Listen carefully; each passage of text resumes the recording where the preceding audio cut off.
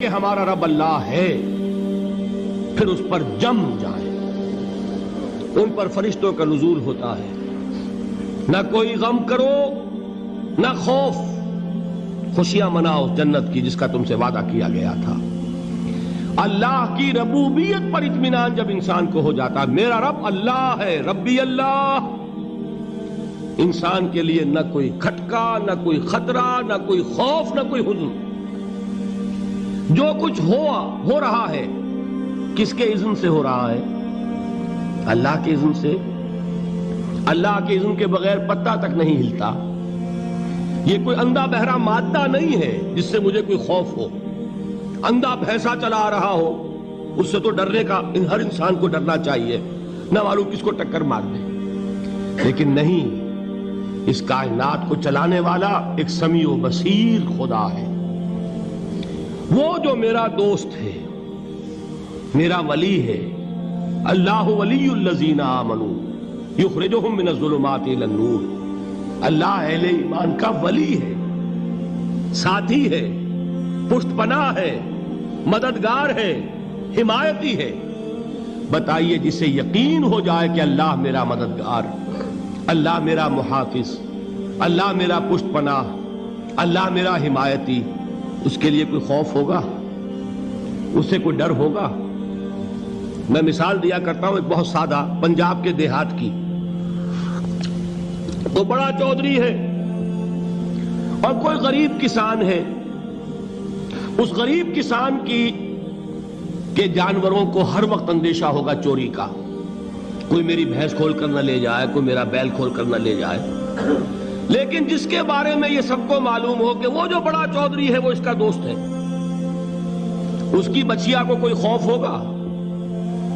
اس کی بھینس پر کوئی ہاتھ ڈالے گا؟ اسے کوئی اندیشہ ہوگا؟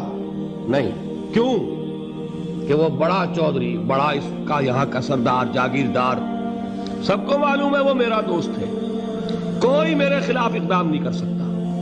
اس دنیا میں یہ چھوٹی سی بات اگر آپ کے دلی اطمینان اور سکون کا باعث بن سکتی ہے تو ذرا تصور کیجئے۔ میں لفظ تصور استعمال کروں گا صرف اس لیے کہ اس کا ہم جس کو کہتے ہیں ادراک اور شعور کر نہیں سکتے، اگر کے ساتھ کر سکتے۔ اگر یقین ہو کہ اللہ میرا مددگار اور یقین ہو کہ اللہ ہر آن میرے ساتھ ہے، پھر کوئی خوف؟ کس کا خوف؟ کوئی شے اللہ سے بالا تر ہے؟ کوئی قوت اس سے زیادہ طاقتور ہے؟ کوئی اس کے ارادے کو بدلنے والا ہے؟ کوئی اس کی مشیت کے آڑے آنے والا ہے؟ یہی بات ہے جو حضور نے فرمائی۔ یہ ایمان کا حاصل ہے لب لباب، کہ دیکھو اچھی طرح اس بات کو ذہن نشین کر لو، اگر تمام انسان مل کر تمہیں کوئی نقصان پہنچانا چاہے نہیں پہنچا سکتے، مگر جو کچھ اللہ نے لکھ دیا ہو، اور تمام انسان مل کر تمہیں کوئی نفع پہنچانا چاہے نہیں پہنچا سکتے، مگر وہ شے جو اللہ نے طے کر دی۔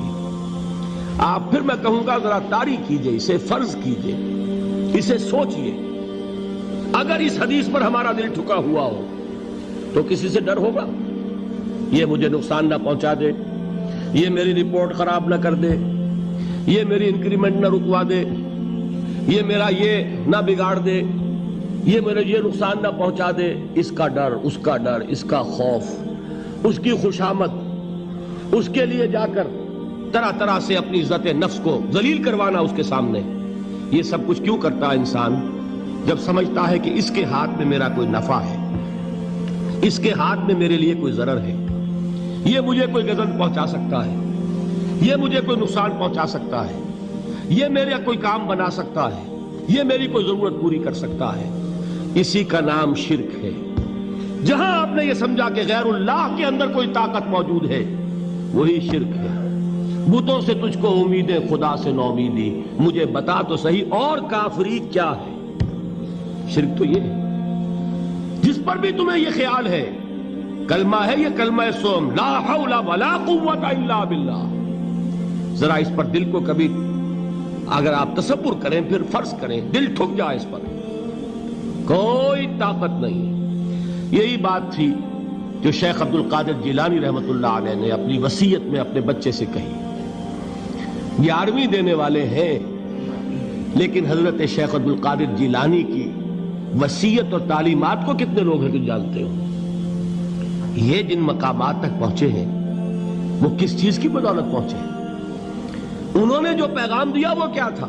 اے میرے بچے، جس طریقے سے قرآن مجید میں حضرت لقمان کی نصیحتیں جو ہے نقل کر دی گئی ہیں، میں یہ عرض کروں گا بالفرض اگر قرآن حضرت عبد القادر جیلانی کے بعد نازل ہوا ہوتا تو شیخ عبد القادر کی یہ نصیحتیں بھی قرآن میں درج ہوتی. اتنی اونچی نصیحتیں ہیں. اے میرے بچے، اس حقیقت کو ذہن نشین کر لے، لا فاعل فی الحقیقت ولا مؤثر الا اللہ. اس کائنات میں نہ کوئی فاعل حقیقی ہے نہ مؤثر حقیقی ہے سوائے اللہ کے. کسی شے میں کوئی تاثیر نہیں اگر اللہ نہ چاہے. آگ جلا نہیں سکتی اگر اللہ نہ چاہے. پانی ڈبو نہیں سکتا اگر اللہ نہ چاہے. زہر ہلاک نہیں کر سکتا اگر اللہ نہ چاہے. کوئی چیز فائدہ نہیں پہنچا سکتی اگر اللہ نہ چاہے. تو در در پہ کیوں سر جھکاتے ہو؟ در در پر کیوں جبیں سائی کرتے ہو؟ سب کے سامنے کیوں ہاتھ پھیلاتے ہو؟ ایک اللہ سے مانگو. ایک اللہ کے سامنے زمین پر اپنی جبین رکھو. لا فاعل فی الحقیقت ولا مؤثر الا اللہ. نظر آتا ہے ہمیں کہ پانی پیاس بجھا دیتا ہے. پیاس بجھانے کی صلاحیت پانی میں نہیں ہے، اللہ کے اذن سے. کھانا بھوک مٹا دیتا ہے. بھوک مٹانے کی صلاحیت کھانے میں نہیں ہے، اذن رب میں. دیکھیے یہی یقین تھا. حضرت موسیٰ علیہ السلام کا واقعہ یاد کیجئے. سامنے سمندر آ گیا ہے. قوم دیکھتی ہے پیچھے کہ گرد و غبار کا طوفان ہے. معلوم ہوا کہ فرعون اپنے لشکر سمیت آ گیا ہے. لشکر جب چلتا تھا تیز رفتاری کے ساتھ تو گرد و غبار کا جو طوفان اٹھتا تھا اس کا تصور کیجئے. اور لمحہ بلمحہ وہ قریب آ رہا ہے. پوری قوم نے کیا کہا؟ اے موسیٰ انا لمدرکون. اے موسیٰ ہم کو پکڑے گئے. قرآن مجید نے تو یہاں وہ باتیں نہیں لکھی ہیں، لیکن تورات میں یہ درج ہے کہ بنی اسرائیل جھگڑنے لگے، دست و گریبان ہو گئے موسیٰ کے ساتھ. موسیٰ ہمیں یہاں مروایا لا کر، اس سے تو ہم ہی بہتر تھے. وہاں کھانے کو ملتا تھا، زندگی تو تھی، بیگار ہم کر رہے تھے، موت تو نہیں تھی. اب جو کچھ ہوگا اس کا تصور کرو، جس طریقے سے ہمارے ٹکڑے اڑائے جائیں گے. تو لڑ رہے ہیں حضرت موسیٰ علیہ السلام سے. یہ تورات کی تفصیل ہے. قرآن میں صرف اتنا آیا ہے، پریشان ہو کر انہوں نے کہا انا لمدرکون. موسیٰ ہم تو پکڑے گئے. اس وقت موسیٰ کا جواب کیا ہے؟ کلا ان معی ربی سیہدین. نہیں، میرے ساتھ میرا رب ہے، وہ راستہ دے گا. بتائیے کہاں راستہ نظر آ رہا ہے؟ یہ ہے ایمان بالغیب. راستہ نظر نہ آئے تب اللہ پر یقین ایمان ہے. جیب میں پیسے ہوں اور تب دل کو اطمینان ہے تو ایمان کس پر ہوا؟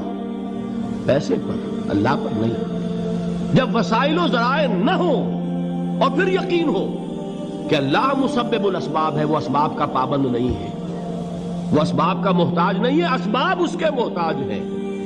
اگر یہ یقین ہے تو اللہ پر ایمان ہے.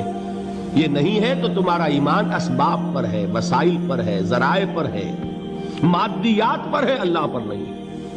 اس وقت کہاں راستہ تھا؟ کوئی راستہ تھا؟ سمندر ہے اور ادھر سے لشکر آ گیا ہے. کلا ان معی ربی سیہدین. اب دیکھیے ایمان کہہ دینا آسان ہے، ہوا معکم اینما کنتم. جہاں کہیں بھی تم ہوتے ہو اللہ تمہارے ساتھ ہوتا ہے. لیکن اس کا یقین قائم ہو جائے تو زمین و آسمان کا فرق واقع ہو جائے.